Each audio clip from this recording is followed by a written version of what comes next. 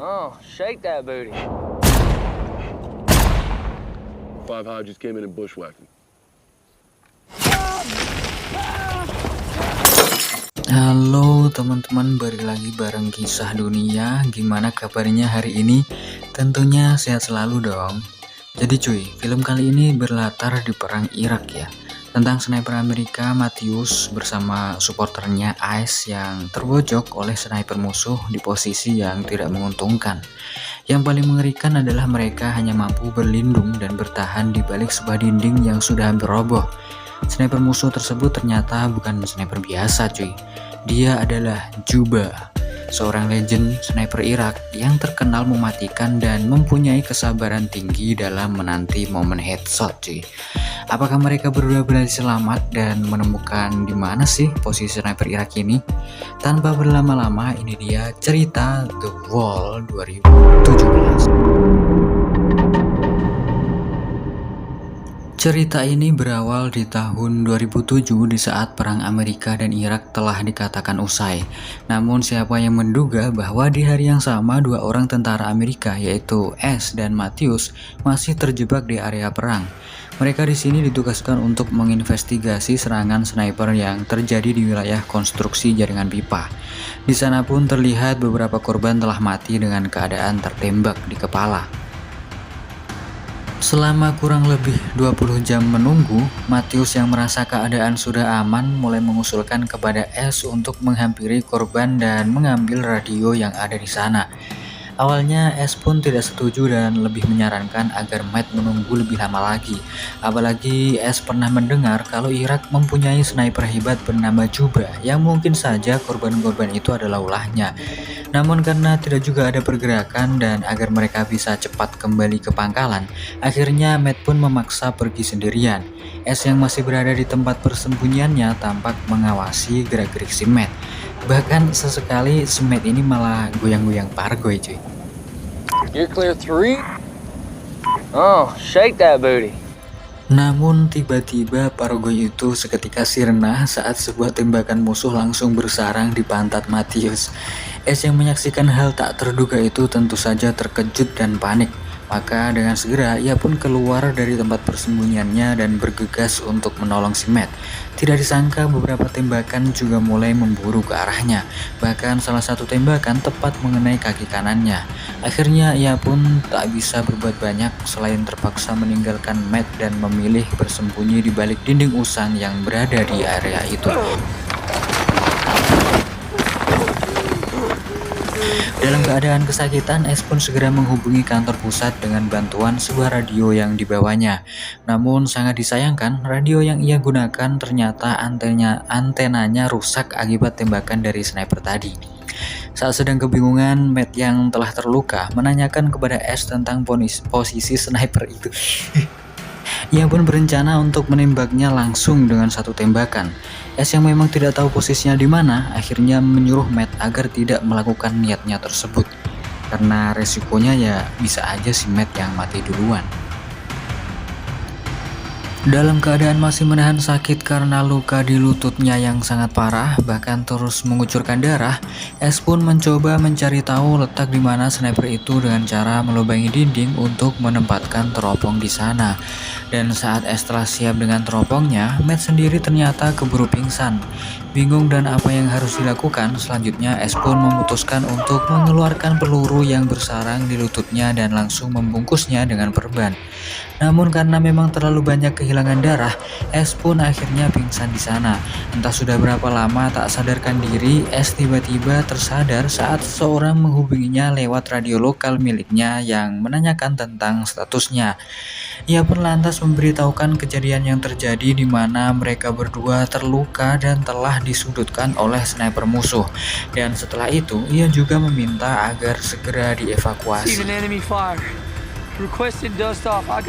Untuk memastikan lokasinya, orang di radio itu pun menyuruh S untuk berdiri dan menembakkan pistol. Lah, ya ketahuan sniper musuh lah, gila. S yang merasa hal itu adalah tindakan konyol yang mana si sniper musuh bisa saja menembaknya, memilih untuk tidak melakukannya. Dalam perbincangan itu ada sesuatu yang membuat S curiga, di mana orang tersebut salah menyebutkan pangkatnya. Kecurigaan itu tidak berhenti di situ saja guys, apalagi saat ia mulai sadar dengan aksen orang di radio itu yang terdengar bukan asli Amerika. Dan akhirnya terbongkarlah semuanya, orang yang di radio itu bukanlah pihak Amerika cuy, melainkan adalah si sniper yang telah berhasil menembak dan melumpuhkan mereka berdua. Ya, pantas saja sih kalau nyuruh nembak sambil berdiri. Mengetahui dipermainkan, S pun mulai mengacuhkan perbincangan itu dan memilih untuk mulai mencoba menggunakan kembali radionya. Namun si sniper itu mengancam akan menembak kepala S jika S menghindar dari perbincangan. Dan akhirnya nggak ada pilihan lain selain mulai mendengar dan mengobrol dengannya. Yeah, I'll talk to you. Di tengah-tengah obrolan itu, S pun kembali memperbesar lubang di dinding untuk melihat keberadaan di mana posisinya. Ia bahkan sampai menghitung letak jarak dari tembakan yang telah dilepaskannya. Sebenarnya si sniper itu berbicara ramah cuy, dan hanya ingin mengobrol saling berkenalan. Ia pun mengutarakan kalau dirinya adalah seorang warga biasa.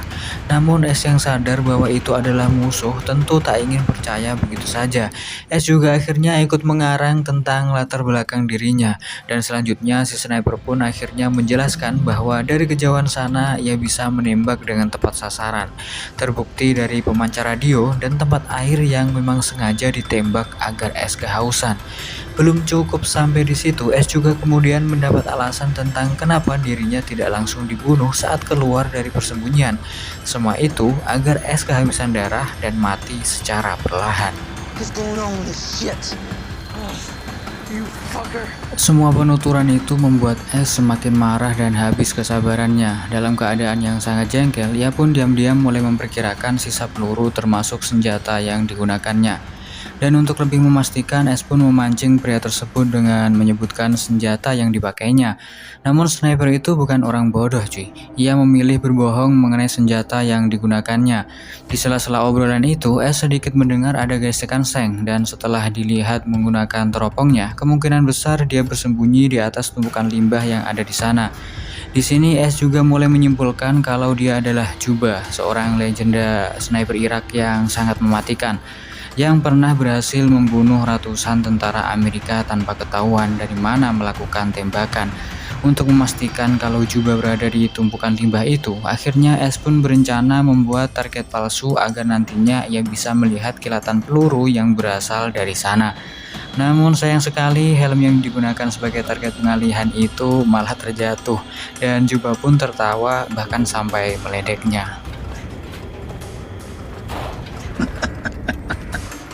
Untuk kedua kalinya, S pun kembali pingsan dan tiupan angin kencang membuatnya kembali tersadar. Dengan keadaan tersebut, S pun memutuskan untuk mengambil radio yang berada tidak jauh darinya. Tiupan angin yang kencang dapat ia manfaatkan sehingga pandangan Juba sedikit terganggu. Dan dengan cukup sulit, S pun akhirnya bisa mengambil salah satu ransel yang juga bahkan radionya. Beberapa tembakan pun sempat menyasar ke arahnya, namun seperti biasa, Juba hanya menggertak. S pun beruntung akhirnya ia menemukan sisa air minum dari dalam ransel dan mulai meminumnya. Belum sempat ia menyelesaikan minumannya, S pun kembali panik saat tembakan musuh berhasil menjebol dinding di sampingnya. Bahkan lagi-lagi si Juba pun mengatakan bahwa tembakan yang dilepaskannya tadi sengaja dibiarkan meleset, yang mana bukan lain tujuannya adalah untuk menakut-nakuti sekaligus merusak berbagai barang penting yang sedang digunakan oleh S. Dan benar saja, S pun kembali menyadari bahwa teropong yang sebelumnya digunakan kini telah rusak karena berhasil ditembak. Di tengah rasa kalutnya itu, tiba-tiba ia menyadari bahwa Matt ternyata masih hidup cuy. Dan agar Juba tak menyadari hal itu, S pun kemudian mengisyaratkan agar Matt bergerak perlahan. S pun segera memberitahukan tentang lokasi keberadaan Juba yang berada di tumpukan limbah.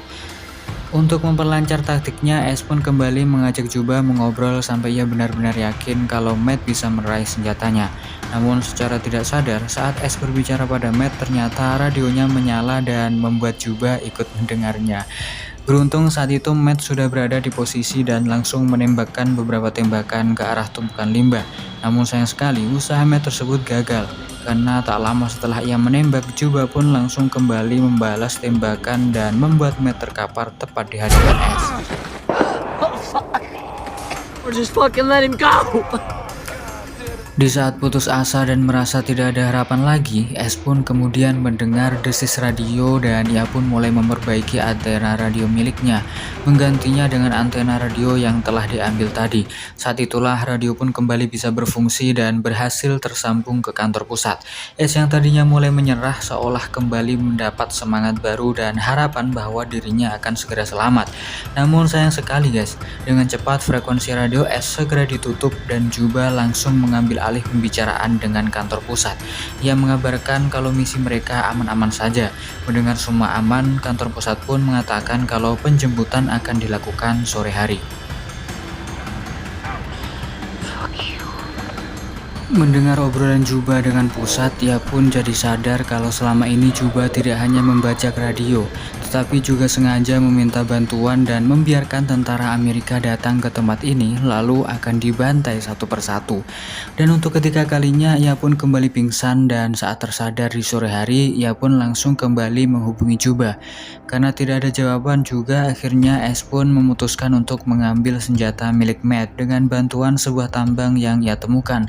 Sementara di sisi lain mulai terlihat dua helikopter menuju ke arahnya. Sebelum bantuan itu tiba dan dibantai habis oleh Juba, akhirnya ia pun memutuskan untuk menyerang lebih dulu. Setelah senjata berada di posisi, ia pun nekat langsung meruntuhkan tembok yang tersisa. Namun itu membuat Juba sedikit kesulitan karena pandangannya terhalang oleh debu reruntuhan. Akhirnya ia pun menembak secara acak di antara debu-debu itu.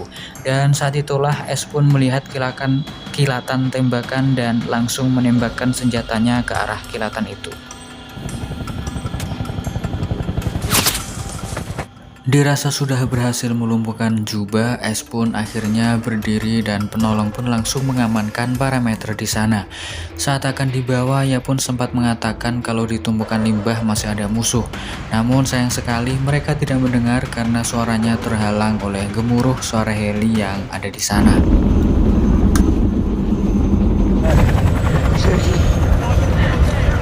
Saat mereka mulai terbang melewati tumpukan limbah itu, tiba-tiba tembakan kembali terdengar dan langsung memburu mereka.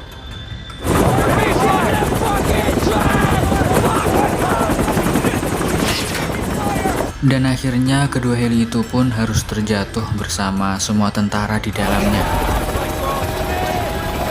Sebelum film berakhir, keesokan harinya pusat pun kembali menghubungi heli tadi dan Juba pun kembali membajak radionya.